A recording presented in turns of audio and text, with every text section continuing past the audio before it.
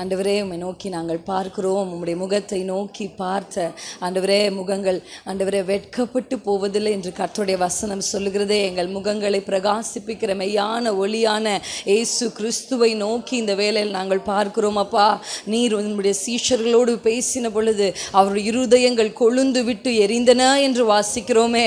இப்பொழுதும் கர்த்தருடைய வார்த்தைகள் புறப்பட்டு வரும் பொழுது இங்கு அமர்ந்திருக்கிற ஒவ்வொருடைய இருதயங்களையும் கொழுந்து விட்டு எரிய செய்யும்படி நாங்கள் செபிக்கிறோம்.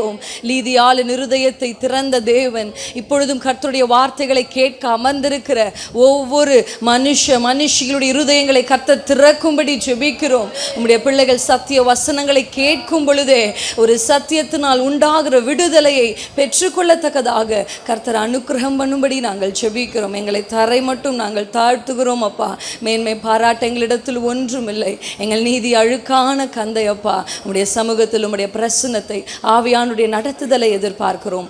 இயேசு கிறிஸ்துவின் நாமத்தில் பிதாவே, ஆமென். ஹல்லேலூயா. கர்த்தர் நல்லவராகவே இருக்கிறார். ஆமென். இதுவரையிலும் ஆண்டவர் நம்மை நடத்தி கொண்டு வந்திருக்கிறார். நமக்கு ஜீவன் தந்திருக்கிறார். நமக்கு நல்ல சாப்பாடு கொடுத்திருக்கிறார், உடையை கொடுத்திருக்கிறார், இங்கே வந்து அமர்றதற்கான திராணியை கொடுத்திருக்கிறார். ஆமென். அநேகர் படுக்கையில் படுத்துக்கொண்டு படுக்கை விட்டு எழும்ப விரும்புகிறவர்களால் எழும்ப முடியலை. ஆமென். கர்த்தர் நம்ம எழும்பி நடக்க செய்திருக்கிறார். ஆமென். நாம் நடமாடி கொண்டிருக்கிறோம் அப்படின்னா அது அவருடைய சுத்த கிருபையே. ஆமென். அநேகர் இன்றைக்கு இல்லாமல் போயிட்டாங்க, அநேகர் இன்றைக்கு படுக்கையில் இருக்கிறாங்க. ஆனால் கர்த்தர் நமக்கு கொடுத்த இந்த ஜீவன், சுகம், பலம், ஆரோக்கியம், அல்லேலூயா, இவைகளுக்காக நம் கர்த்தரை எப்பொழுது துதித்து கொண்டே இருக்கலாம். ஆமென். இல்லாதவைகளுக்காக புலம்புவதை விட இருக்கிறவைகளுக்காக கர்த்தரை துதிப்பது தேவனுக்கு ரொம்ப பிடிக்கும். ஆமென். ஆமென். கர்த்தர் நல்லவராக இருக்கிறார். இந்த நாளிலும் கூட இந்த ஸ்தலத்திற்கு வந்து நிற்பது எங்களுக்கு கிடைத்த ஒரு பெரிய பாக்கியம். ஆமென். கர்த்தர் ரொம்ப விடுதலையாக, ரொம்ப நீங்கள் ஸ்பான்டேனியஸாக வர்ஷிப் பண்ணுறீங்க. ஆமென். எந்த சபை வந்து இப்படி விடுதலையாக ஆராதிக்குதோ அந்த சபையினுடைய போதகர் அப்படி ஆராதிக்கிறவராக இருப்பார். ஆமென். அல்லேலூயா. அந்த எப்பொழுதுமே இங்கு நிற்கிறவருடைய அந்த அபிஷேகம் தான் கடந்து ஜனங்களுக்குள்ளே போகும். அதனால் நான் நேற்றைக்கு பாஸ்டர் அங்கே பார்க்கும் பொழுது கூட நான் சும்மா ஓரமாக நின்று ஆராதிச்சிட்டு இருந்தேன். ஆனால் அதிலும் பாஸ்டர் உண்மையாக ஆராதிச்சிட்டு இருந்தார். அல்லேலூயா. அநேக போதகர்கள் வந்து ஆராதிக்க மாட்டாங்க. நாங்கள் நிறைய இடத்துக்கு போகிறதுனால ஆராதிக்க மாட்டாங்க, பார்த்துக்கிட்டே இருப்பாங்க. ஆனால் உண்மையாகவே பாஸ்டர் வந்து நல்ல உண்மையாக ஆராதிக்கிற ஒரு தேவ மனுஷன். அல்லேலூயா. அதனால தான் இந்த சபைக்குள்ள அந்த அபிஷேகம் அதிகமாக இருக்கிறத நான் பார்க்குறேன். கர்த்தர் ரொம்ப நல்லவராகவே இருக்கிறார்.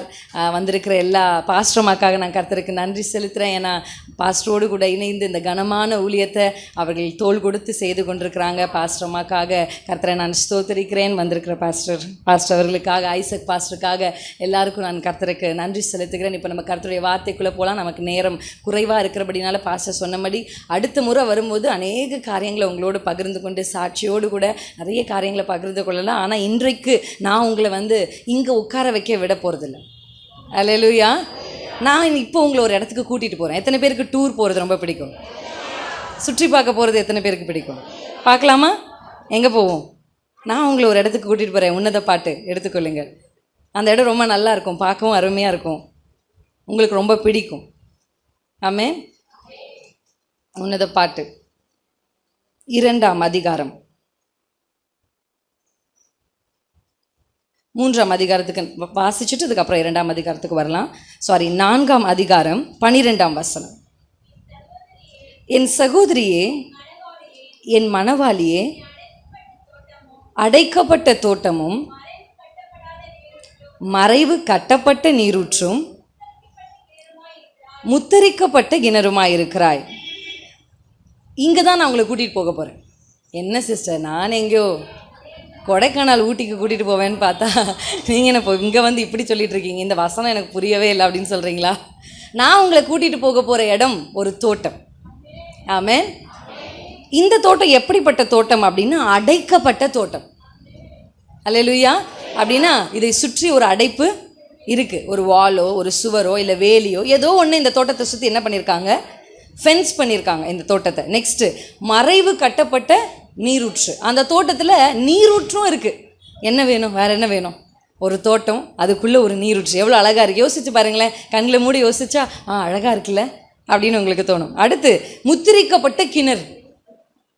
எதுவுமே வேண்டாம், இங்கே நம்ம செட்டில் ஆயிரும். நல்லா இருக்கா இந்த இடம்? பிடிச்சிருக்குங்களா இந்த ஏரியா? சூப்பர். நம்ம ஊரில் வெயில் உஷ்ணம் தாங்க முடியல, வேர்க்குது. அங்கெல்லாம் வந்தால் நிறைய மரம் தான் இருக்குது, அங்கே நீரூற்று இருக்குது, அங்கே ஒரு கிணறு இருக்குது. இந்த இடத்துக்கு தான் இன்றைக்கி நான் உங்களை கூட்டிகிட்டு வந்திருக்கிறேன். ஆமென். இந்த தோட்டத்துக்குள்ளே நிறைய மரங்கள், செடிகள், விலங்குகள் நிறைய இருக்கும். ஆமாம் தானே? 2ஆம் அதிகாரத்தில் நீங்கள் வாசிச்சிங்கன்னா அங்கே நரிகள் கூட வந்து போகுதான். அதுக்கு 2ஆம் அதிகாரத்தில் நம்ம வாசிக்கும் போது ரொம்ப அழகாக இருக்கும். நிறைய பறவைகளுடைய சத்தங்கள் எல்லாம் கேட்குது. அப்போ ரொம்ப ரம்யமான இந்த தோட்டம் நல்லா இருக்குது, பார்க்கவே நல்லா இருக்குது. நல்லா அடைக்கப்பட்டு யாரும் உள்ளே வர முடியாது, பெர்மிஷன் இல்லாமல் யாரும் வெளியே போக முடியாது. அப்படி ஒரு நல்ல தோட்டம்.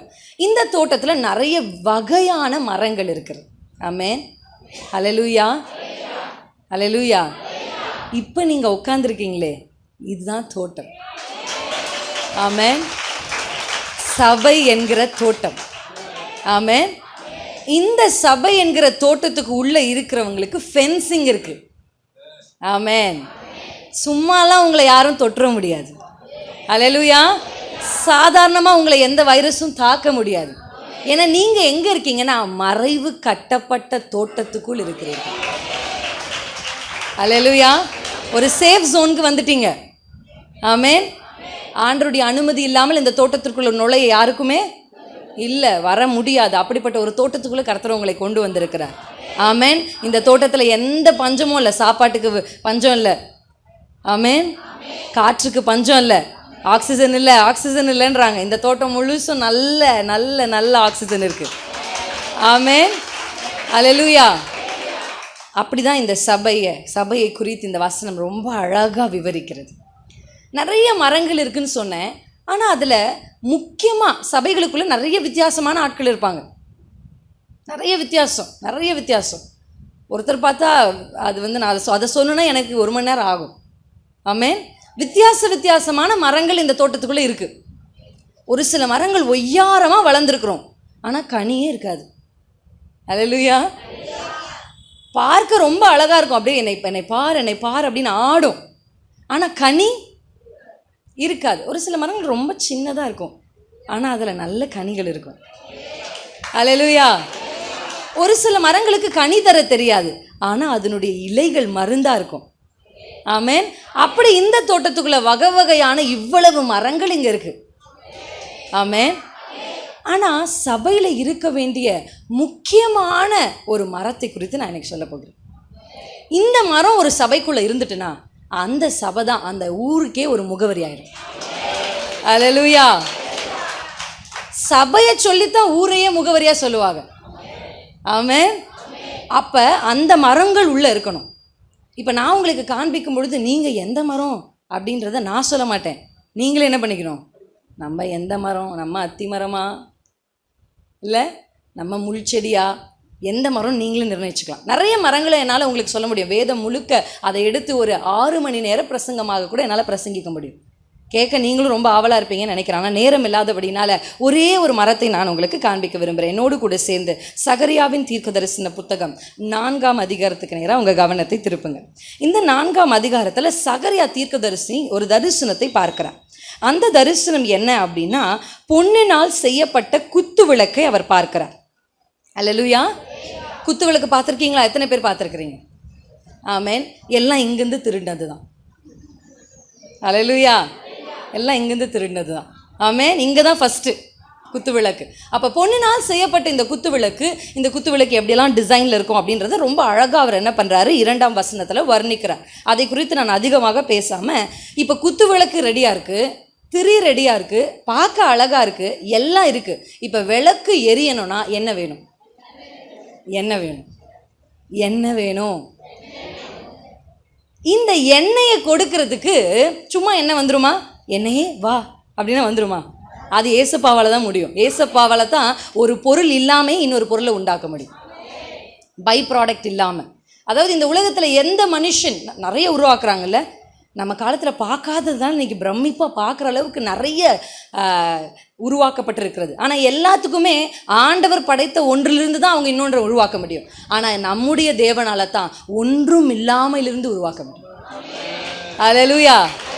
ஆமாவா இல்லைங்களா? அவங்க வாழ்க்கையில் ஒன்றுமே இல்லை, ஒன்றுமே இல்லை, I am zero, I am empty, என்கிட்ட எதுவுமே இல்லைன்னு ஒருவேளை நீங்கள் சொல்லிட்டு இருக்கீங்கன்னா, உங்கள் ஆண்டவரால் ஒன்றும் இல்லாமல் இருந்து பல காரியங்களை உருவாக்க முடியும். நீங்கள் பார்க்கிற எல்லாம், நீங்கள் பார்க்கிற சூரியன், நீங்கள் பார்க்கிற சந்திரன், நீங்கள் பார்க்கிற மரம், மலைகள் எல்லாமே ஒன்றுமில்லாமலிருந்து உருவானது தாங்க. அல்லேலூயா, அல்லேலூயா. எந்த ஒரு பை ப்ராடக்ட்டும் இல்லாமல் தான் கர்த்தர் இந்த முழு உலகத்தையும் உண்டாக்கினார். அப்படியே கர்த்தர் உங்களுக்கும் செய்வார்.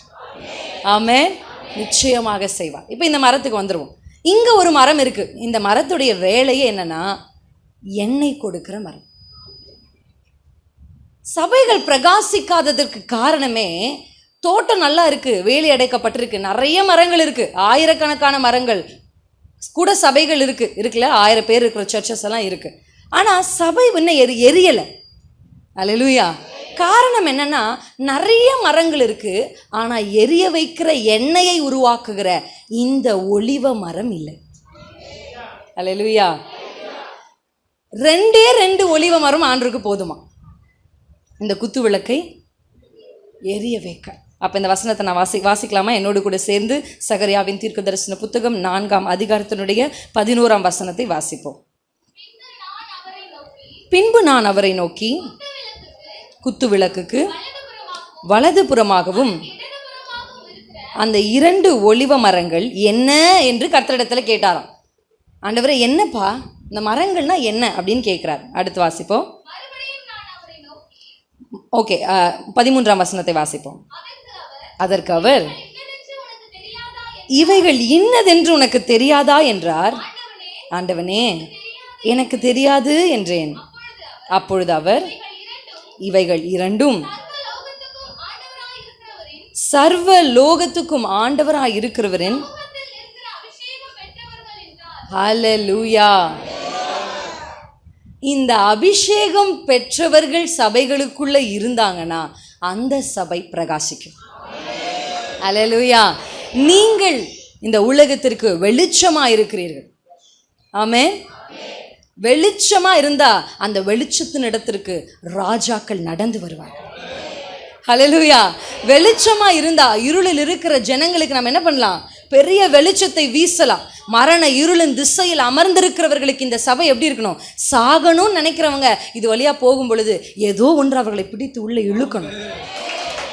அல்லேலூயா, அல்லேலூயா. எத்தனையோ பேரை கர்த்தர் அப்படி கொண்டு வந்திருக்கிறார். இந்த சபையை நிறுவின நம்முடைய தகப்பனாரையே கர்த்தர் அப்படிதான் இழுத்துட்டு வந்தார். அல்லேலூயா. அப்படிப்பட்ட தியாகமுள்ள தகப்பன்மார்கள் எல்லாம் உருவாக்கி விலைக்கரையம் கொடுத்து ரத்தம் சிந்தி சம்பாதித்த இந்த சபையில் நான் நிற்கிறேன் அப்படின்றது எனக்கு ஆண்டுக்கு நான் எத்தனை நன்றி செலுத்தினாலும் அது எனக்கு போதாது. ஆமென். அவ்வளோ ஒரு பாக்கியமுள்ள சபையில் நீங்கள் அமர்ந்திருக்கிறீங்க. அல்லேலூயா. இந்த சபையை சும்மா வாய்ஜாலத்தினால சம்பாதிக்கல, பேச்சு திறமையில இந்த சபையை சம்பாதிக்கல. நம்முடைய ஊழியர்கள் ரத்தத்தை சிந்தி, வேர்வையை சிந்தி, அடி வாங்கி, சாப்பாடு இல்லாமல் இந்த சபையை சம்பாதித்திருக்கிறாங்க. அல்லேலூயா. இப்படிப்பட்ட சபையில் எங்களை வைத்திருக்கிறீரே ஆண்டவரே, வலதுகரத்தை உயர்த்தி ஆண்டுக்கு மனதார நன்றிப்பா, நன்றிப்பா, நன்றிப்பா. ஹல்லேலூயா. கர்த்தருடைய நாமம் மகிமைப்படுவதாக. ஆமென். அப்போ இப்படிப்பட்ட சபைக்குள்ள இருக்க வேண்டிய மரங்கள் ஒலிவ மரங்கள். இந்த அபிஷேகம் பெற்றவர்கள் இந்த சபைக்குள்ள இருந்துட்டாங்கன்னா இந்த சபையை போல இந்த ஊரில் இல்லை, இந்த தமிழ்நாட்டில் இல்லை, இந்திய தேசத்தில் இல்லை, உலகத்திலேயே யாரும் பிரகாசிக்கலன்னு சொல்ற அளவுக்கு கர்த்தர் இந்த சபையை உயர்த்த முடியும். அல்லேலூயா. அதற்கு தேவை ஒலிவ மரங்கள். ஆமென். ஏன்னா நான் ஒலிவரமாக இருக்கணும் விரும்புகிறீங்களா? ஆமென். நான் ஒலிவ மரமாக இருக்கணும்ப்பா அப்படின்னு நீங்கள் ஒருவேளை விரும்புனீங்கன்னா அந்த அபிஷேகம் பெற்றவர்களைத்தான் ஆண்டவர் ஒலிவ மரம்னு சொல்கிறார். ஆமென். இந்த அபிஷேகத்தை நம்ம எத்தனை பேர் பெற்றிருக்கிறோம்? அல்லேலூயா. நான் இங்கே பார்க்கும் பொழுது நிறைய பேர் அபிஷேகத்தை பெற்று நல்ல விடுதலையாக அந்நிய பாஷை பேசி கர்த்தரை ஆராதித்தீங்க. ரொம்ப சந்தோஷமாக இருந்தது. இங்கே யாரும் உங்களை தள்ளவே வேண்டாம். பல சபைகளுக்கெல்லாம் போனால் பாஸ்டர்ஸே ட்ரில் மாஸ்டர் ஆகிடுவோம். அல்லேலூயா. எங்கள் பாஸ்டர் ஜாபியே நாங்கள் மறந்து ட்ரில் மாஸ்டர், கையை தூக்கு, காலை தூக்கு, கையை தட்டு சொல்லி சொல்லி சொல்லி சொல்லி பல சபைகளில் நாங்கள் என்ன பண்ணிட்டோம்?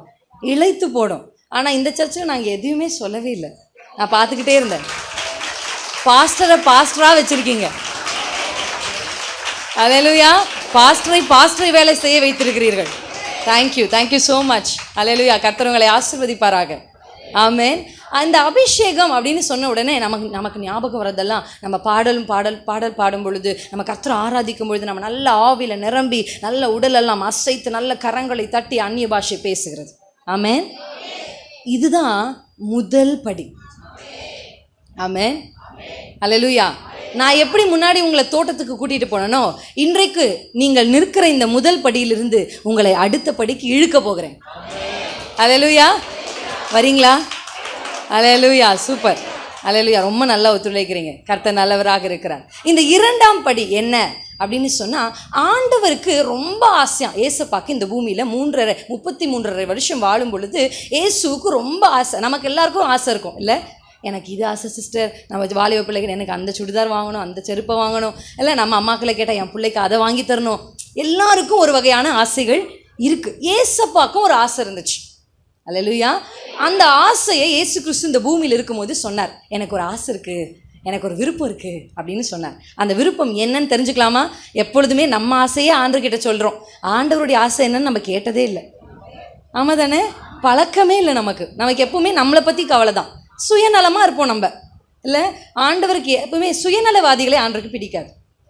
ஆண்டவரே நான் நல்லா இருக்கணும்ப்பா, நான் நல்லா இருக்கணும் அப்படின்னு சொல்கிறத தாண்டி, அப்பா உங்களுக்கு என்னப்பா பிடிக்கும், அப்பா நான் இதை விரும்புகிறேன், நீங்கள் எனக்கு இதை செய்யுங்க அப்படின்னு சொல்கிறவங்களை விட, நீங்கள் என்னப்பா விரும்புகிறீங்க, நான் அதை செய்கிறேன் அப்படின்னு சொல்கிற பிள்ளைகளை ஆண்டவருக்கு பிடிக்கும். அல்லேலூயா. ஆமாம் தானே? கரெக்டாக இல்லைங்களாங்க? உங்கள் பிள்ளை வந்து, மா எனக்கு இந்த பைக் பிடிச்சிருக்கு, வாங்கி கொடுன்னு ஒரு பிள்ளை சொல்லிக்கிட்டே இருக்கு. ஆனால் இன்னொரு பிள்ளை சொல்லுது, அம்மா உனக்கு என்ன பிடிக்கும் சொல்லு, நான் வாங்கி தரேன் அப்படின்னு. பிள்ளைங்க வாங்கி கூட தர வேணாம், அந்த வார்த்தையை சொன்னாலே உங்கள் மனசு எப்படி குளிருது. ஆமாம் தானேங்க? வாங்கி கொடுன்னு சொல்கிற பிள்ளைங்கள் மத்தியில் உனக்கு என்னம்மா வேணும், ஒரு புடவை வேணுமா கேட்குறாங்களா? அப்படி ஒரு பிள்ளை நம்மளை பார்த்து கேட்கும்போது, நீ எனக்கு வாங்கியே கொடுக்க வேணாம் ராசா, நீ கேட்டப்பாரு, அதுவே எனக்கு சந்தோஷம் சொல்கிறீங்களா இல்லையா? அப்படிதாங்க ஆண்டவர் எதிர்பார்க்குற. அவரும் தகப்பன் தானே, அவரும் உங்கள் அப்பா தானே. என் பிள்ளை வந்து, அப்பா உங்களுக்கு என்னப்பா வேணும், நான் என்னப்பா செய்யணும். பார்த்துருக்கீங்களா? வேதத்தில் நான் என்னப்பா செய்யணும்னு கேட்ட எல்லா பரிசுத்தவான்களையும் கர்த்தர் கொண்டு போய் உயரத்தில் உட்கார வச்சார். அல்லேலூயா. ஆண்டப்பா எனக்கு இதை செய்யுங்கன்னு சொன்னவங்கெல்லாம் ஆண்டவர் செஞ்சார், செய்யாமல் இல்லைங்க. அவர் செய்யாமல் இருக்க மாட்டேன், அவர் நல்லவர் பாருங்க. ஆமாம் தானே? ஆண்டவர் எனக்கு சுகம் வேணுமா, இந்த வச்சுக்கோ அப்படின்ட்டாங்க. ஆண்டவர் அவங்க என்ன பண்ணிட்டாங்க, சுகத்தை வாங்கிட்டு போயிட்டாங்க. ஆனால் ஆண்டவரே நான் என்னப்பா செய்யணும்னு கேட்டாங்க பார்த்தீங்களா, அவங்கள தான் கர்த்தர் தேசங்களுக்கு ஆசீர்வாதமாக வச்சார். அல்லேலூயா. இன்றைக்கும் ஆண்டோடைய இருதயம் தேடுது யாரை தெரியுமா? என்கிட்ட வந்து இது வேணும் அது வேணும்னு கேட்குறவங்களை மத்தியில், ஆண்டவரே உங்களுக்கு நான் என்னப்பா செய்யணும்னு கேட்குற ஒரு மனுஷை கர்த்தர் தேடுறாரு. அல்லேலூயா. ஆண்டவரே என்னப்பா செய்யட்டும் அப்படின்னு நீங்கள் கேட்டுட்டீங்கன்னு வச்சுக்கோங்களேன், கர்த்தர் உங்களுக்கு செய்கிறது மட்டும் இல்லாமல் உங்களை கொண்டு உங்களுக்கு ஆசீர்வாதத்தை தர்றது மட்டும் இல்லைங்க, உங்களை ஆசீர்வாதமாக மற்றவர்களுக்கு மாற்றிடுவார். ஆமாம் தானே? எனக்கு ஆசீர்வாதம் வேணுன்றதை விட நானே ஆசீர்வாதமாக மாறிட்டா, தங்கம் காதில் போட்டுக்க ஒரு சவரன் இருந்தால் போதும் அப்படின்னு விரும்புறதை விட நானே முழு தங்கமாக மாறிட்டா அப்படி சொல்லும்போது ஆமாம் அப்படின்றீங்களா? அதே போல தான் ஆசீர்வாதமும் அப்படித்தான். ஆசீர்வாதத்தை வாங்கி கொஞ்சம் காதில் மாட்டிப்போம், கொஞ்சம் கழுத்தில் மாட்டிப்போன்றதை விட நானே ஆசீர்வாதமாய். அல்லேலூயா. அப்படிதான் கர்த்தர் அபிஷேகம் பெற்றவர்களை வைத்திருக்கிறார். ஆண்டவருக்கு ஒரு விருப்பம், அந்த விருப்பத்தை நமக்கு தான் ஆண்டவர் சொல்றாரு. லூக்கா 12ஆம் அதிகாரத்தினுடைய 49ஆம் வசனத்தில் ஆண்டவர் அவருடைய விருப்பத்தை சொல்றார். எடுத்தவங்க வேகமாக வாசிங்க எனக்காக. பூமியின் மேல் அக்கினியை போட வந்தேன், எனக்கு ஒரு விருப்பம் இருக்கு. ஆண்டவர் சொல்றார், ஐயோ நான் நினைச்சேன் ஆண்டவருக்கு இது விருப்பம் அது விருப்பம்ன்ட்டு. ஆண்டவர் என்ன அக்கினியை போடணும்னு விரும்புறாரு? அப்படி யோசிக்கிறீங்களா? ஆண்டவருடைய விருப்பம் என்னன்னா, இந்த பூமியின் மேல அக்கினியை போடணும், அதான் அவருடைய விருப்பம். நீங்க கேட்டீங்கல்ல, ஏசப்பா உங்களுக்கு என்ன விருப்பம்னு கேட்டீங்கல்ல, ஆண்டவர் சொல்றாரு உங்ககிட்ட, நான் எதுக்கு தெரியுமா இந்த பூமிக்கு வந்தேனே, இந்த பூமி மேல ஒரு அக்கினியை போடணும். அது போடுறது மட்டும் இல்லை, அது இப்பொழுதே பற்றி எரியணும். நான் இன்னைக்கு கொஞ்சமாக எரிய வச்சு ஊதி ஊதி ஊதி நாளைக்கு 4 நாளைக்கு அப்படி இல்லை. நான் அக்கினியை போட்ட உடனே அது அப்படியே பற்றி தகன்னு எரியணும். ஒரு பெட்ரோல் மேலே ஒரு அக்கினி பட்ட உடனே எதுவும் அணைக்க முடியாத ஒரு அக்கினி எப்படி எழும்புதோ அப்படி நான் ஒரு அக்கினி இந்த பூமி மேலே போடும்பொழுது அது அப்படியே பற்றி எரியும் அப்படின்னு அவருக்கு ஆசைங்க, அவருக்கு விருப்பங்க, விரும்புகிறார் ஏசப்பா. அந்த அக்கினி ஆண்டவர் எப்போ போட்டாரு அப்படின்னு கேட்டிங்கன்னா அப்போஸ்தலர் 2ஆம் அதிகாரத்தில். ஆமென். அப்போஸ்தலர் 2ஆம் அதிகாரத்தில் தான் முதல் அந்த பெந்தேகோஸ்தே நாளில் பரிசுத்த ஆவியானவர் என்கிற அக்கினியை கர்த்தர் 120 பேரின் மேல போட்டார். அந்த அக்கினி சும்மா அக்கினி இல்லைங்க, சாதாரண அக்கினி இல்லை. போட்டது 120 பேர் மேல தான். ஆனா பற்றி எரிந்தது அன்றைய தினமே 3000 பேரை கர்த்தர். ஆண்டவர் சொன்ன வார்த்தை அப்படியே நிறைவேறுது பாத்தீங்களா? அக்கினி பூமியின் மேல் அக்கினியை போட வந்தேன், அது இப்பொழுதேன்னு சொன்னார், உடனே நடக்கணும்னார். அவங்க அந்நிய பாஷை பேசும் பொழுதே சுற்றி இருக்கிறவர்கள் ஓடி வந்து அன்றைக்கே 3000 பேர். அன்றைக்கே நடந்ததா? அடுத்த நாள் நடந்ததா? இல்லைங்க. ஒரு 3 நாள் கன்வென்ஷன் வச்சு 3ஆவது நாள் 3000 பேர் ரட்சிக்கப்பட்டார்களா? இல்லை. அன்றைய தினத்திலே ஒரே பிரசங்கத்திலேயே 3000 பேர் சபைகளுக்குள்ள சேர்த்து. எப்படி அந்த அக்கினியுடைய வல்லமை பார்த்து. அக்கினியை பற்றி உங்களுக்கு தெரியும்னு நினைக்கிறேன். நீங்கள் அக்கினிக்குள்ளே எதை போட்டாலும் அந்த அக்கினி அதை அக்கினி ஆக்கிரும். புரிஞ்சிச்சா உங்களுக்கு நான் சொல்கிறது? எரியிற ஒரு நெருப்புக்குள்ளே போயிட்டு ஒரு விறகு கட்டையை போடுங்க, அது என்ன ஆக்கிடும்? அக்கினி ஆக்கிடும். போய் ஒரு பேப்பரை போடுங்க, அதை எதை நீங்கள் அந்த அக்கினிக்குள் போட்டாலும் அது என்ன ஆக்கிரும்? அக்கினி ஆக்கிரும். யோசிப்பீங்க. அப்போ தண்ணி ஊற்றுனா யோசிப்பீங்க தானே? நம்ம யோசிக்க மாட்டோம், வாலிப பிள்ளைங்க சில பேர் யோசிப்பாங்க.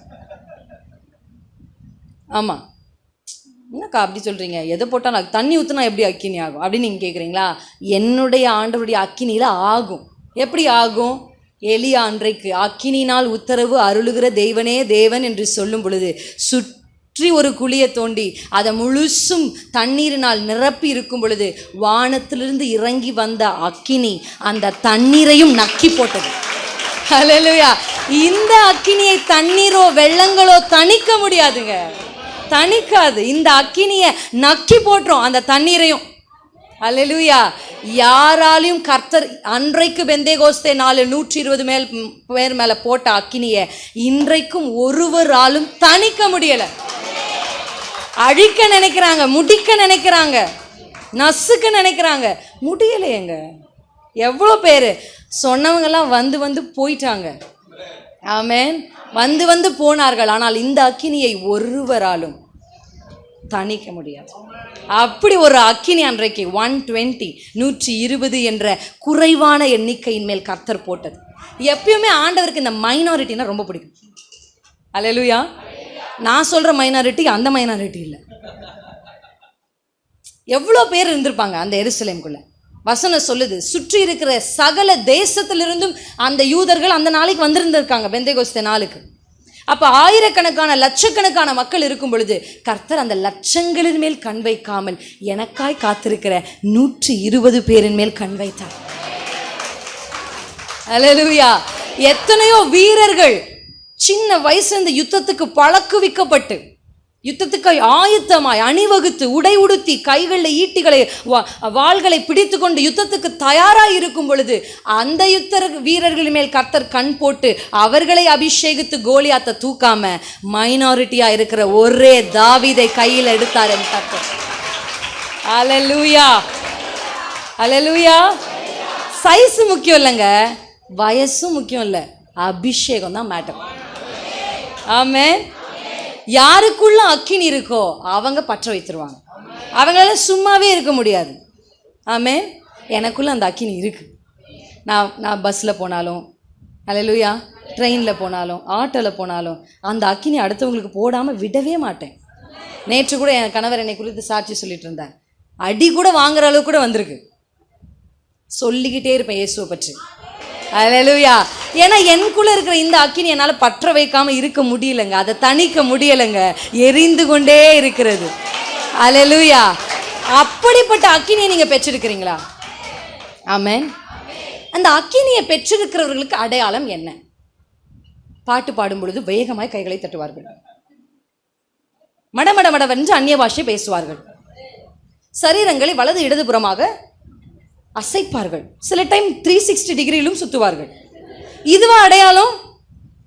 வேதம் என்ன சொல்லுகிறது?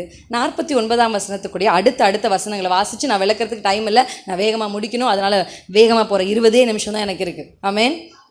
என்ன அடையாளம் அப்படின்னா அடையாளமே அவர்களை கர்த்தர் பிரித்து விடுவார். ஆமென். இந்த அக்கினி ஒருவருக்குள்ள இருந்தா அவங்க மற்றவர்களோடு, அவங்க உலகத்தோடு, அவங்க பாவத்தோடு சேரவே மாட்டாங்க. எப்படி ஒரு தாமரை இலை தண்ணீரோடு சேராதோ, வாய்ப்பே இல்லை, சேரவே.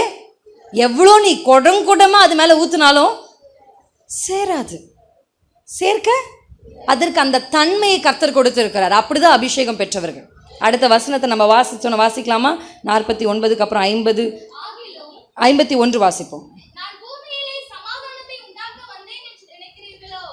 நான் பூமியின் மேல் சமாதானத்தை உண்டாக்க வந்தேன் என்று நினைக்கிறீங்களா? இல்லப்பா, பிரிவினையே உண்டாக்க வந்தேன். ஆமென். நம்ம அப்பாவுக்கு பேரு சமாதான காரணர், சமாதான பிரபு. ஆமா தானே? உலகம் தர முடியாத சமாதானத்தை தருகிறவர். அவரால் அதையும் பண்ண முடியும், இதையும் பண்ண முடியும். ஆமென். இந்த உலகத்திலே ஆண்டவர் முதல்ல செய்த வேலை சிருஷ்டிப்பு. ஆமா தானேங்க? ரைட் வர்றோம். இரண்டாவது அவர் என்ன செஞ்சார் தெரியுமா? பிரிக்கிறார். கரெக்டா இல்லையா? ஆண்டவர் என்ன பண்றாரு? வெளிச்சம் உண்டாக கடவுது உண்டாக்கிட்டாரா? செகண்ட் என்ன பண்ணாருங்க? வெளிச்சத்தையும் இருளையும் வெவ்வேறாக பிரித்தார். ஆதியாகமம் 1ஆம் அதிகாரத்திலே என் ஆண்டவர் வேலையை ஆரம்பித்து விட்டார், பிரிக்கிற வேலை. அவருக்கு சேர்க்க மட்டும்தான் தெரியும். நீங்க நினைச்சிட்டு இருக்கீங்க இல்லைங்க, அவர் உங்களை பிரிச்சாரா இல்லைங்களாங்க? ஆமா ஆமா ஆமா, என்ன பிரிச்சார் என் ஆண்டவர். ஆமா தானே? எங்கோ இருந்தோம், யாரோடையோ ஒட்டி கொண்டிருந்தோம், எதையோ செய்து கொண்டிருந்தோம். கர்த்தர் வந்தார், இப்போ கையை பிடிச்சாரு, வா, இந்த ஆக்களோடு நீ செட்டு சேர கூடாது, இது செட்டு ஆகாதுமா. ஏன்னா உனக்குள்ள நான் வைக்க போகிற அபிஷேகம் அப்படிப்பட்டது. அல்லேலூயா. நான் இந்த பூமி மேல சமாதானத்தை அல்ல பிரிவினை தான் உண்டாக்க வந்தேன். அப்ப இந்த அபிஷேகம் பெற்றவர்கள், இந்த ஒலிவ மரம், இந்த அக்கினியை உடையவர்களுக்கு ஒரு சாட்சி இருக்கு. அப்படின்னா இவங்க உலகத்தோடு ஒத்து போகவே மாட்டாங்க. சாக கூட சாவாங்க, நான் ஒத்து போக மாட்டாங்க. அதுதாங்க அபிஷேகம் பெற்றவர்களுடைய அடையாளம். அல்லேலூயா. நான் செத்தாலும் சாவும், ஆனா இதற்கு முன் நான் வணங்குவதில்லை. அவன் தான் அபிஷேகம் பெற்றவன். அல்லேலூயா. என்னை விடுவித்தாலும் சரி, விடுவிக்காவிட்டாலும் சரி, கர்த்தர் தான் என் ஆண்டவர். ஆமாதானங்க? ஒத்து போகவே இல்லைங்க. தானியேல், ஷாத்ராக், மேஷாக், ஆபேத்நேகோ என்ற வாலிபர்கள், ஆமென், வேத புத்தகத்தில் கலக்கினவங்கெல்லாம் வாலிபர்கள் தான். அது பிசாசுக்கு நல்லா தெரியும். அதனால தான் வாலிபர்கள் அதிகமாக டார்கெட் பண்ணுறான். ஆமென். அந்த வாலிபர்கள் ஒத்து போவே இல்லை. எல்லாரும் சாப்பிட்றாங்கல்ல, சாப்பிட வேண்டியது தானே. அதில் என்ன இருக்குது? ஆண்டவர் என்ன உள்ளே போகிறதெல்லாம் ஒன்றும் தீட்டுப்படுத்தாதுன்னு சொல்லியிருக்கிறாரு. அதனால் படைச்சதுன்னா என்ன, கிடைச்சதுன்னா என்ன, சாப்பிட்டுப்போம். இந்த ஸ்வீட் அப்புறம் நமக்கு கிடைக்குமா? காசு கொடுத்து இந்த ஸ்வீட்டை நம்மளால் வாங்க முடியுமா? கொடுக்குறாங்கல்ல, அன்பாக கொடுக்குறாங்க, அன்பு தானேங்க அப்படின்னு சொல்லி அன்புக்காக என்ன பண்ணுறது? காம்ப்ரமைஸ். நமக்கு நான் நினைப்பேன், நிறைய கிறிஸ்தவர்களுக்கு இயேசுவை விட நேசிக்கிறதா நினப்பு. ஆமென். அன்பு தானேங்க, அன்புக்காக நம்ம போய் நான் ஒன்றும் கும்பிடுறதில்ல, சும்மா கூட தான் நின்னேன், சும்மா கொடுத்தாங்க, சாப்பிட்டேன். அன்றைக்கு தானியேல், ஷாத்ராக், மேஷாக், ஆபேத்நேகோ என்ன முடிவெடுத்தார்கள்? சாப்பிட மாட்டோம் முடிவெடுத்தாங்களா இல்லையாங்க? கர்த்தர் அவர்களை 10 மடங்கு சாமர்த்தியசாலிகளாய் மாற்றினார். உங்கள் பிள்ளைங்க சாமர்த்தியமாக இருக்கணும். என் பிள்ளை மற்ற பிள்ளைங்களோட வித்தியாசமாக இருக்கணும். நான் இயேசுவை நேசிக்கிறேன்ல, இயேசுக்காக நான் வைராக்கியமாக இருக்கல, என் பிள்ளை அப்படி இருக்கணும் இப்படி இருக்கணும் நீங்கள் நினைக்கிறீங்களே, அப்போ நீங்கள் முதல்ல பிரிந்து வாங்க அதை விட்டு. அல்லேலூயா. ஆசை இருக்குங்க, அர்ப்பணம் இல்லை நம்மக்கிட்ட. மழையே பெயர்த்து சமுத்திரத்தில் தள்ள ஆசை தான், ஆனால் அர்ப்பணம் டக்குன்னு விழுந்து போயிடுறோம்ல. டக்குன்னு ரொம்ப சீக்கிரமாக நம்மளை ஒருத்தர் என்ன பண்ணிட முடியுது. ஆனால் ஒரு மனுஷனுக்குள்ள இந்த அக்கினி இருந்தால் எதுவுமே அவர்களை காம்ப்ரமைஸே பண்ணிக்க மாட்டாங்க. அவங்க பார்த்துருக்கீங்களா? வேத புத்தகத்தில் என்னால் அப்படி எத்தனையோ பேரை உங்கள் கண்களுக்கு முன்னாடி நிறுத்த முடியும். நான் ஒத்த ஆளாக இருந்தாலும் பரவாயில்ல, நீங்கள் 100கணக்கான தீர்க்கதரிசிகளாக இருந்தாலும் பரவாயில்ல, என் கூட தான் ஏசப்பா இருக்கிறார். அவன் நின்றான், அதனால் வென்றான். ஆமென். நம்ம நிற்கிறது இல்லைங்க, அதனால தான் தோற்று போயிடுறோம். ஐயோ அங்கே நிறைய பேர் இருக்காங்க, சொந்தங்கள்லாம் இருக்குது, என்ன இருந்தாலும் முக்கியம் தானேங்க, அப்படி சொல்லி தானேங்க காம்ப்ரமைஸ் பண்ணிங்க. அப்படி சொல்லி தானேங்க விக்கிரகங்களை விட்டு வந்தவர் நீங்களே மறுபடியும் விக்கிரகங்களுக்கு முன்பாய் போய் நின்றீங்க. அப்படி சொல்லி தானேங்க விட்டு வந்ததின் மேல் உங்களுடைய கவனத்தை மறுபடியும் திருப்பினீங்க. கர்த்தர் இன்றைக்கு உங்க கூட பேசுகிறார். அக்கினியை பெற்றிருக்கிற நீ அந்நிய பாஷை பேசுவது மட்டும் உன் அடையாளம் அல்ல. அந்நிய பாஷை பேசுவதனுடைய அடுத்த நிலை என்ன தெரியுமா? உன்னை இந்த உலகத்தை விட்டு, உன்னை இந்த விக்கிரகத்தை விட்டு, உன்னை இந்த அநீதியை விட்டு, உன்னை அநியாயங்களை விட்டு பிரிப்பது தாங்க அந்த அக்கினி. நான் சேர மாட்டேன், நான் சேரவே மாட்டேன். சொத்து கிடைக்காது பரவாயில்ல, நிலம் கிடைக்காது பரவாயில்ல, நீ வச்சுக்கோ நிலத்தை. என் தகப்பனாகிய யாக்கோபு கோலும் கையுமா தான் புறப்பட்டு போனா. ஆனா வரும் பொழுது 2 பரிவாரம் இருந்ததல்லவா? ஏசா வச்சுக்கோ வச்சுக்கோ வச்சுக்கோ வச்சுக்கோ ஏசா, நான் தான் அப்புறம் உன்னை வந்து காப்பாற்ற போறேன். அப்படி ஒரு நிலைமை வரும். ஆமென்.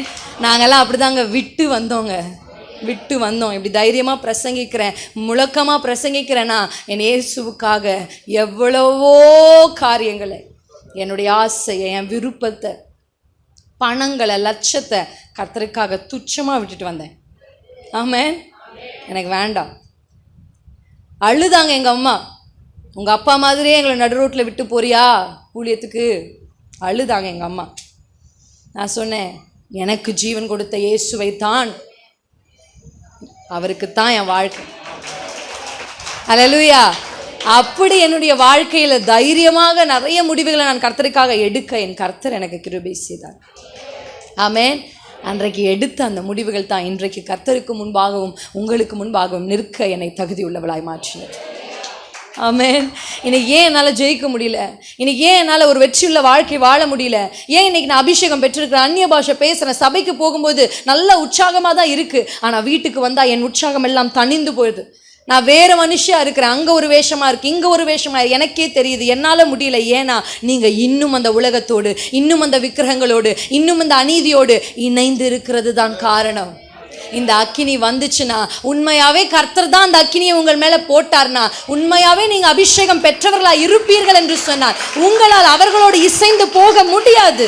என்னோடு கூட எடுத்து திருப்பிக் கொள்ளுங்கள். 2 கொரிந்தியரின் புத்தகம் 6ஆம் அதிகாரத்துல வாசிக்கலாமா? 2 கொரிந்தியர் 6ஆம் அதிகாரம் 14ஆம் வசனம். அந்நிய நுகத்திலே அவ்விசுவாசிகளுடன் பிணைக்கப்படாதிருப்பீர்களாக. சம்பந்தம் ஏது? ஐக்கியம் ஏது? கிறிஸ்துவுக்கும் பேலியாளுக்கும் இசைவேது? அவ்விசுவாசிகளுடனே விசுவாசிகளுக்கு பங்கு ஏது? அல்லேலூயா, அல்லேலூயா. சபைக்கு வந்து ஞானஸ்தானம் எடுத்ததற்கு பின்பாக தன்னுடைய பிள்ளைகளை கொண்டு போய் அவ்விசுவாசிகளோடு இணைத்த பெற்றோர்கள் இங்கு உண்டு. உண்டா இல்லையாங்க? பல இடங்களுக்கு நாங்கள் போகிறோங்க. ஒவ்வொரு பிள்ளையும் வந்து கண்ணீர் வடிப்பாங்க எங்ககிட்ட. நேற்று கூட ஒரு பெண் வந்து என்னை சந்தித்து பேசும் பொழுது கண்ணீர் விட்டு அழுதாங்க. என் புருஷனை குடிக்கிறாரு, அடிக்கிறாரு, ரத்தம் வந்துருச்சு, தையல் போட்டிருக்கேன், என்னம்மா ஆச்சு? ஏம்மா?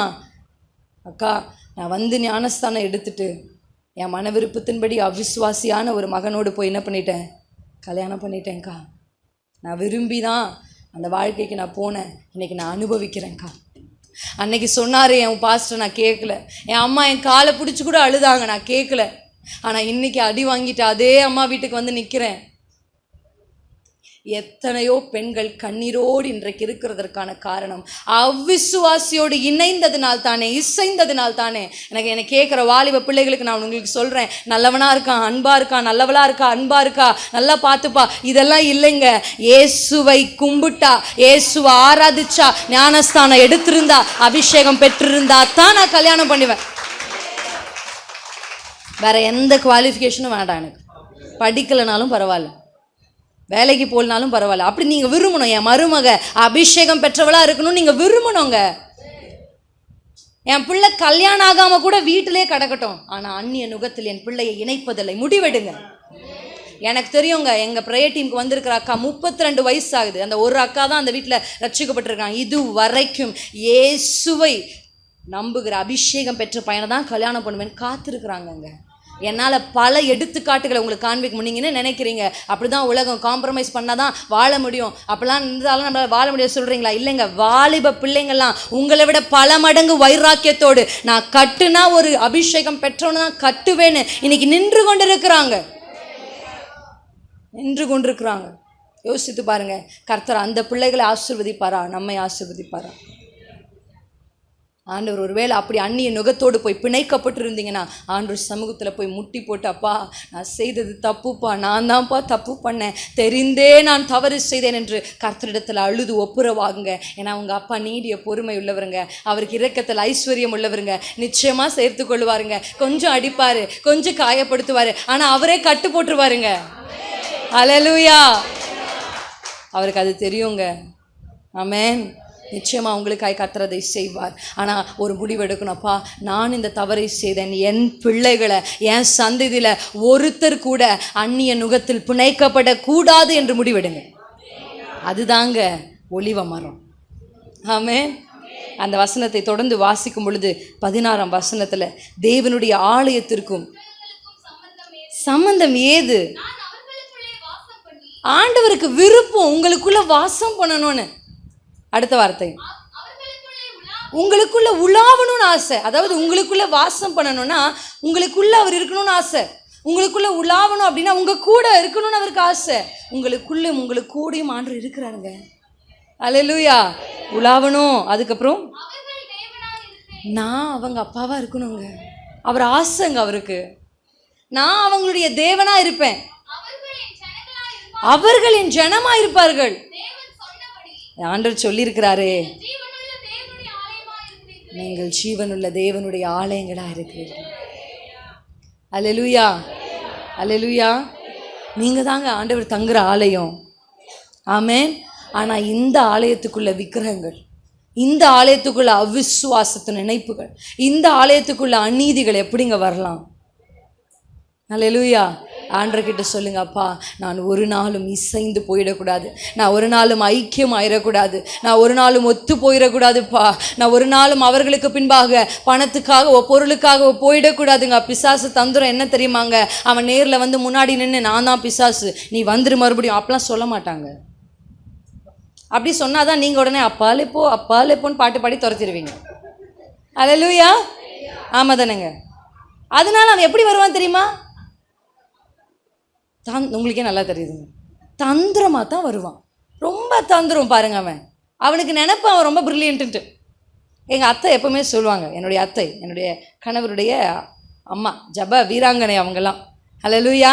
நான்லாம் என்ன 50% தான், 100% அவங்க முழங்குவாங்க. அவ்வளோ வைராக்கியம் கர்த்தருக்காக. ஆமென். அவங்க ஒருத்தங்க அந்த வைராக்கியத்தில் எழும்பினதுனால இன்றைக்கு நாங்கள் முழு குடும்பமாய் கர்த்தருக்காக ஊழியம் செய்கிறோம். எங்கள் குடும்பத்தில் யாருமே வேலை செய்யலை. அல்லேலூயா. நாங்கள் யாருமே உலகத்துக்கு வேலை செய்யலை, நாங்கள் எல்லாருமே பரலோக கவர்மெண்ட்டுக்கு வேலை செய்கிறோம். அல்லேலூயா. நாங்களும் கவர்மெண்ட் ஆஃபீஸர் தாங்க. அல்லேலூயா. அல்லேலூயா. இங்கெல்லாம் கவர்மெண்ட் மாறிடும், ஆனால் அந்த கவர்மெண்ட் மாறாது. என்னை ஆண்டவர் நேற்றும் இன்றும் என்றும் மாறாதவர். அல்லேலூயா. மாறாத கவர்மெண்ட்டுக்கு நாங்கள் ஆஃபீஸருங்க. அல்லேலூயா. அதனால் இந்த போஸ்டிங்கே எங்களுக்கு ரொம்ப பிடிச்சிருக்கு. அல்லேலூயா. கர்த்தர் பரத்திலிருந்து சாப்பாடு எப்படி ஆகிலும் வருது, காகையோ விதவையோ ஏதோ ஒன்றை கொண்டு கர்த்தர் எங்களை என்ன பண்ணிடுறாரு, போஷித்திருவார். சம்டைம்ஸ் காகமும் இல்லை விதவையும் ஒத்துழைக்கலைன்னா அவரே தேவதூதனை அனுப்பிடுவார். ஆமென். அவரால் எப்படியும் தேவ மனுஷர்களை போஷித்து நடத்த முடியும். அல்லேலூயா. அப்படிதான் கர்த்தர் எங்களை நடத்துகிறார். எங்கள் அத்தை எப்பவுமே சொல்லுவாங்க, இந்த பிசாசு ஒரு முட்டாள் அப்படின்வாங்க. அல்லேலூயா. ஜெபம் பண்ணும்போது அடிக்கடி இதை சொல்லிக்கிட்டே இருப்பாங்க.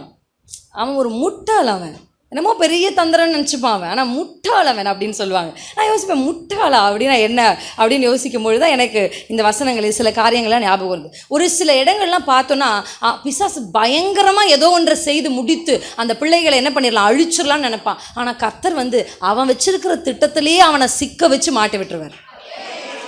எஸ்தர் ராஜாத்தி தெரியும் தானேங்க, முழு யூதர்களையும் அழித்து விடணும், அதான் பிளான். அதுக்காக அவன் எடுத்துக்கிட்டது, நான் பாரு ஒரு திடீர்னு ஒரு கனவுல வந்து அந்த ராஜாவுக்கு சொல்லலைங்க. எப்பொழுதுமே பிசாசு ஒரு மனுஷனையோ ஒரு மனுஷியோ தான் ஆயுதமாக எடுத்துப்பான். யார் வீக்காக இருக்காங்களோ அவனை யூஸ் பண்ணிப்பான். அப்படி வீக்காக அந்த அரண்மனையிலே இருந்தது இந்த ஆமான் தான் வீக். அல்லேலூயா. இப்ப அவனுக்குள்ள புகுந்தான். ஏன்னா வசனம் சொல்லுது இல்ல, யூதாசுக்குள் பிசாசு புகுந்தான். அப்படியே புகுந்துருவான் ஒரு மனுஷனுக்குள்ள. புகுந்து அவன் காரியங்களை செய்து முட்டு வெளியே போயிடுவான். அப்பதான் யூதாசுக்கு உணர்வே இல்லை. ஆண்டவரே சொல்றாரு, என்னை ஒருத்தன் காட்டி கொடுக்க போறான்னு சொல்றாரு. முத்தம் கொடுக்கும்போது ஆண்டவர் சொல்றாரு நண்பனேன்னு சொல்றாரு. இல்ல, அப்பெல்லாம் அவனுக்கு ஒரு உணர்வு வரல. ஏன்னா அது வரைக்கும் அந்த பிசாசு அவனுக்குள்ள இருந்தது. ஆனா அந்த பணத்தை வாங்கி இயேசு கிறிஸ்து சிலுவையில் அறைந்ததுக்கு அப்புறம் ஒரு உணர்வு வந்துச்சு பார்த்தீங்களா? அப்ப அந்த பிசாசு போயிருச்சு. அப்பதான் ஒரு உணர்வு வருது. வெளியே போயிட்டு விட்டுட்டு ஓடிடல, அவனை எப்படியும் மரணத்துக்கு நேராக தள்ளிட்டு தான் போச்சு. அதான் வசனம் சொல்லுகிறது. நேற்று தினத்தில் பிரசங்கிக்கும் போது நான் சொன்னேன், பிசாசுக்கு இடம் கொடாதிருங்கள். நாங்களும் எவ்வளோ வருஷமாங்க பேயை ஓட்டிக்கிட்டு இருக்கிறது. நாங்கள் ஓட்டி ஓட்டி அனுப்ப, திருப்பி நீங்கள் கூட்டிகிட்டு வர, நாங்கள் ஓட்ட, நீங்கள் கூட்டிகிட்டு வர, ஓட்ட கூட்டிகிட்டு வர, கடைசியாக எங்களை ஒரு மந்திரவாதியாகவே ஆக்கிட்டீங்க. அல்லேலூயா. சபைக்கு வரவங்களை பரலோகத்துக்கு ஒரு மனவாட்டியாக உருவாக்கணும் ஆண்டவரே அப்படின்னா, பேய் ஓட்டு பேய் ஓட்டு பேய் ஓட்டு. எவ்வளோ நாளைக்குங்க பேய் ஓட்டுறது? யார் பிடிச்சிட்டு வந்தா? நீங்கள் தான். இடம் கொடுக்காம உள்ள வர முடியாது. ஏன்னா நான் முதல்ல வசனத்தை காமிச்சிட்டேன். நீங்கள் வேலி அடைக்கப்பட்ட தோட்டம், முத்திரிக்கப்பட்ட ஓட்டை உண்டாக்குனது யாரு? அந்த நீங்க உண்டாக்குனீங்கல்ல, கொஞ்சம் அட்ஜஸ்ட் பண்ணிக்கலான்ற ஒரு ஓட்டையை, அது வழியா தாங்க உள்ள வந்தா. இடம் கொடுத்ததே நீங்க தாங்க. எவ்வளோ நாளைக்குங்க நான் இதே செய்யறது? அடுத்த வேலை இருக்குங்க. பரலோகத்தில் இயேசு வரப்போறாரு, கொண்டு போகணுமா? இங்கே எத்தனை பேரை மனவாட்டி ஆக்கி கொண்டு போகிறது? பாஸ்டர் கேட்டால், பாஸ்டர் எப்படி பாஸ்டர் ரெடியாக இருக்காங்களா? எவ்வளோ பேர் மனவாட்டிகள் அப்படின்னு கேட்டால், இல்லை சிஸ்டர் இப்போ தான் கொஞ்சம் அப்படி சொல்வார். ஆமாம் தானேங்க? இல்லை, போதும் இடம் கொடுத்தது. அந்த ஓட்டை என்ன பண்ணோம்? அடைக்கணும். சுவரை அடைக்கத்தக்கதாக நான் ஒருவனை தேடினேன். நான் போட்ட வேலியில் ஓட்டையை போட்டாங்க. யார் போட்டது? இஸ்ரவேல் ஜனங்களே தான்.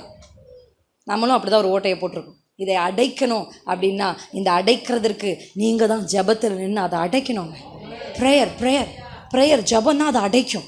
அந்த ஓட்டைகள்லாம் சரி செய்யும். அந்த இடம் கொடுக்காதீங்க பிசாசுக்கு. தந்திரமாக வருவான். அவன் எப்படி தெரியுமா? உங்களை வீழ்த்துறதுக்கு அவன் ஒரு மனுஷனை கையில் எடுத்துப்பாங்க. அது யாராக வேணாலும் இருக்கலாம். அப்படி அவன் எடுத்துக்கொண்டு தந்திரமா, இந்த நாகமான் அப்படின்ற ஒரு மனுஷன் இருந்தான். அவன் குஷ்ரோகியா இருந்தான். அவனுக்கு சுகம் கிடைச்சிருச்சு. எலிசா சொன்னதின்படி அவன் பரிசுகளை எடுத்துட்டு வந்திருக்கிறான். அந்த பரிசு பொருட்களை எலிசாவுக்கு முன்னாடி இருக்கும்போது எலிசா சொல்லச்சாச்சா, எனக்கு அதெல்லாம் வேண்டாம், நான் என்ன காசுக்காகவா, போ எடுத்துட்டு போ அப்படி சொல்லிட்டார். இல்லை, அவர் அதை ரொம்ப அசால்ட்டாக அதை டேக்கிள் பண்ணிட்டார். ஆனால் அவர் கூடவே ஒருத்தர் என்ன பண்ணிட்டு இருந்தான்? கேஆசி. இவன் கண்ணு எது மேலே போயிடுச்சுங்க? அது மேலே போயிடுச்சு. பார்க்குறான்ல, நம்முடைய எஜமான் வேணான்னு சொன்னார்ல, நம்மளும் இதை என்ன பண்ணுவோம்? நம்ம அப்பா எத்தனை விஷயங்களை வேண்டான்னு சொன்னார், நம்மளும் அப்படி இருப்போம் அப்படின்னு இருக்கிறது இல்லைங்க. ஆசை யாரை விட்டுச்சு? அல்லேலூயா. இந்த கண்ணு மோசமானது, அது பார்த்துருச்சு, இது வேணுமே, இவர் கூட இருந்தால் எப்போ பார்த்தாலும் இந்த வெள்ளை ஜிப்பாவே போட வச்சுருவாரோ, கொஞ்சம் கலராக போடுவோமே அப்படின்ற ஆசையில் இந்த கேஆசி போய் அதை வாங்கிட்டு வரார். வாங்கிட்டு வந்து என்னமோ நினச்சிட்டார், யாருக்குமே தெரியாது. நம்ம பல வேளைகளில் அந்தரங்கத்தில் பார்க்குற வீடியோ யாருக்குமே தெரியாது. அந்தரங்கத்தில் செய்கிற தவறு யாருக்குமே தெரியாது.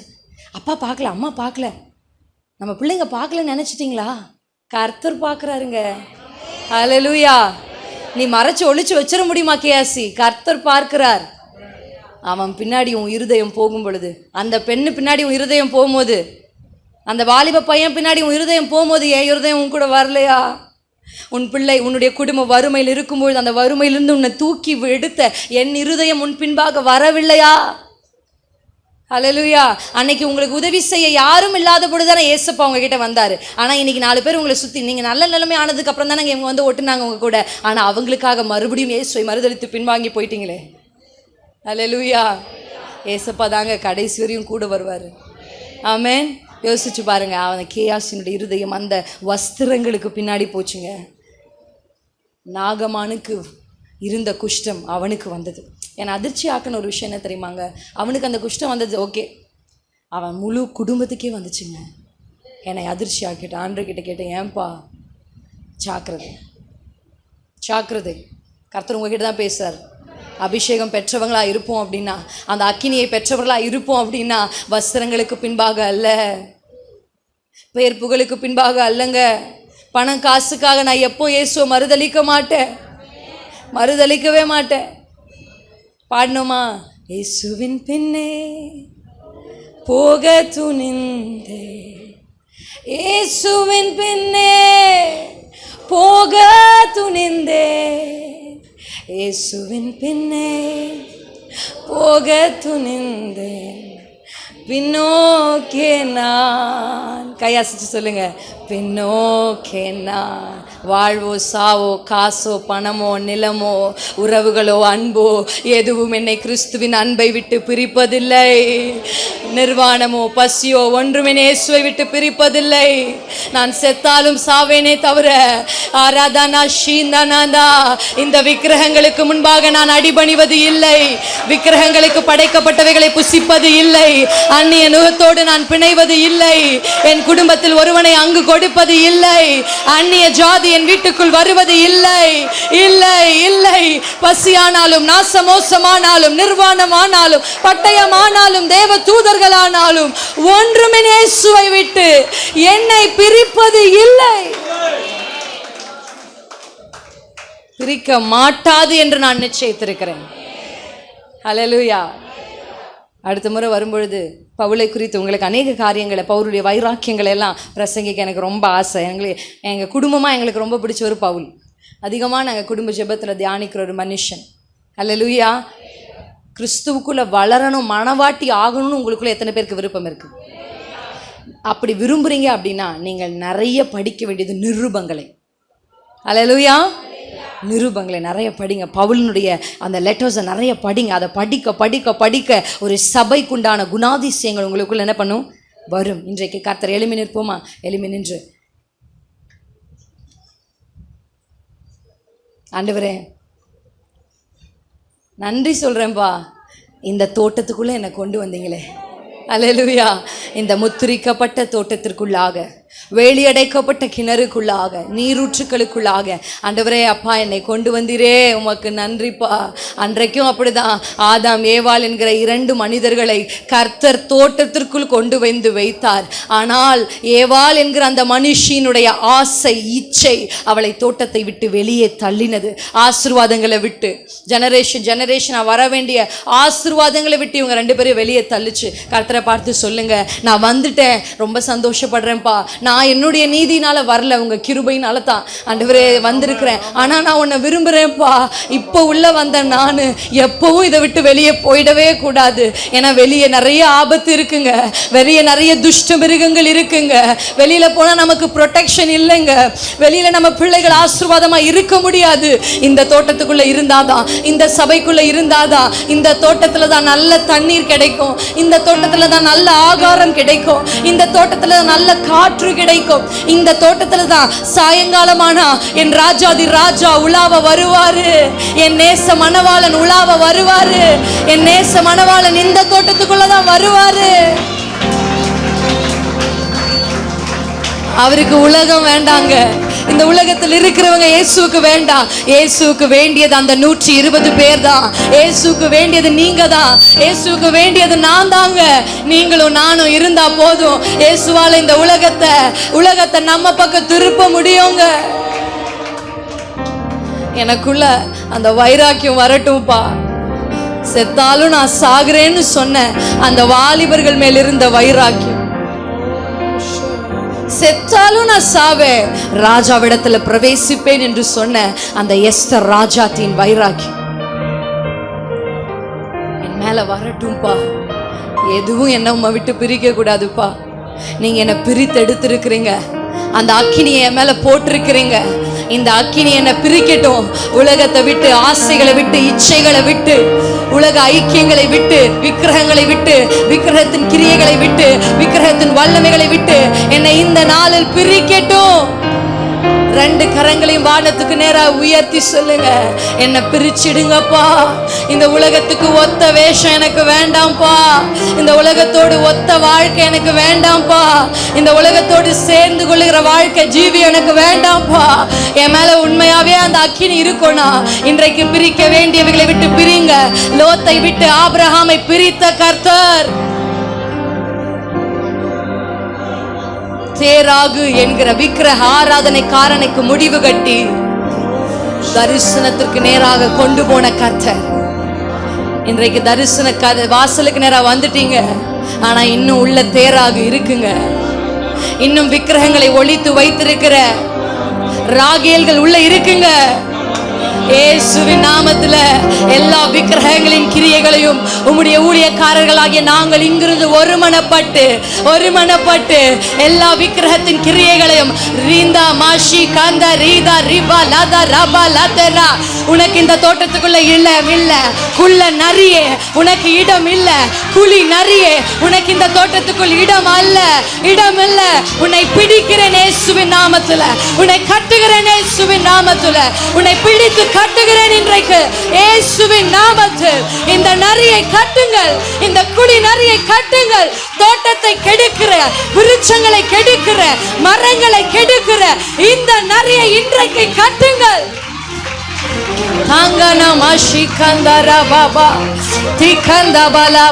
எல்லா விக்கிரகத்தின் ஐக்கியங்களையும் இயேசு கிறிஸ்துவின் நாமத்தில் நாங்கள் கட்ட அவிழ்க்கிறோம். உறவு என்ற பேரில், அன்பு என்ற பேரில் கட்டப்பட்டிருக்கிற எல்லா கட்டுக்களையும் இயேசுவின் நாமத்தில் இப்பொழுது கட்ட அவிழ்க்கிறோம்.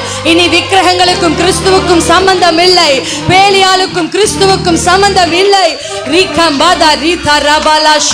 எல்லா விக்கிரகத்தின் ஆவிகளையும் பாகாலுக்கு முன்பாக கிறிஸ்துவே தேவன் என்று வணங்க வைத்த அந்த அக்கினியை இயேசுவின் நாமத்தினாலே உத்தரவு அருளும் அக்கினி இந்த சபைக்கு நேராய் கடந்து வருவதாக.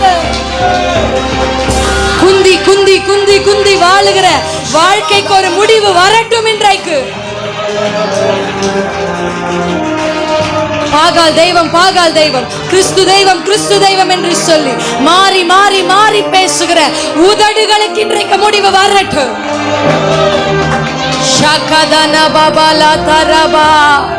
குந்தி குந்தி நடந்த வாழ்க்கைக்கு ஒரு முடிவு வரட்டும். அனலும் இல்ல, குளிரும் இல்ல, வெதுவெதுப்பான ஒரு வாழ்க்கை. லவோதிகாயா சபையே, உன்னை பார்த்து கர்த்தர் சொல்லுகிறார், நீ அனலாவது குளிராவது ஏதாவது ஒரு பக்கம் இருந்தா நல்லா இருக்குமேப்பா. நீ வெதுவெதுப்பா இருந்தா ரொம்ப நாளைக்கு உன்னால என்ன வச்சுக்க முடியாது, வாந்தி பண்ணி போட்டு விடுவேன். கர்த்தர் சொல்லுகிற வார்த்தை, அப்பா நான் போக கூடாது, நான் வெளியே வந்துடக்கூடாது, உனக்கும் எனக்கும் இருக்கிற ஐக்கியத்தை நான் விட்டுவிடக் கூடாது. கர்த்தர் தாமே இன்றைக்கு என் மேல் ஒரு அக்கினியை போடும். வாயை திறந்து கேளுங்க, என் மேல் ஒரு அக்கினி, இன்றைக்கு பிரிவினையை உண்டாக்குகிற அக்கினி, என்னை இந்த உலகத்தை விட்டு, பாவத்தை விட்டு, ஆண்டவரை இச்சைகளை விட்டு பிரிக்கிற ஒரு அக்கினி இன்றைக்கு இந்த சபையை பற்றி பிடிப்பதாக.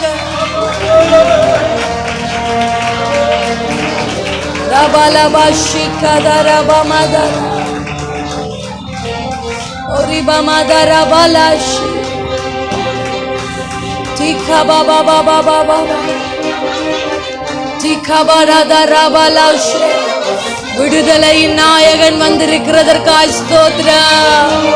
விடுதலையின் நாயகன் வந்திருக்கிறதற்காய் ஸ்தோத்திரம். ஆவி எங்கேயோ அங்கே விடுதலை உண்டு. இன்றைக்கு ஒரு விடுதலை விடுதலை விடுதலை விடுதலை விடுதலை.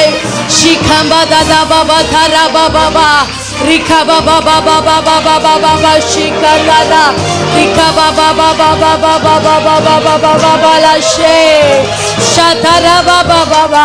வாலிப பிள்ளைகளை இயேசுவின் நாமத்தில் விடுதலை ஆக்குகிறோம்.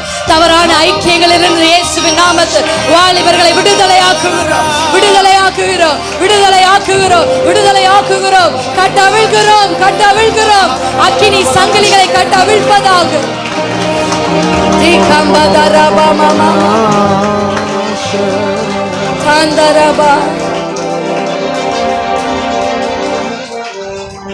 ரகபலா. வசனம்தான் பசியாற்றும் உணவு, பிரசனம்தான் தாகம் தீர்க்கும் தண்ணீர். கர்த்தரை பார்த்து சொல்லுங்க, வசனம்தான் பசியா.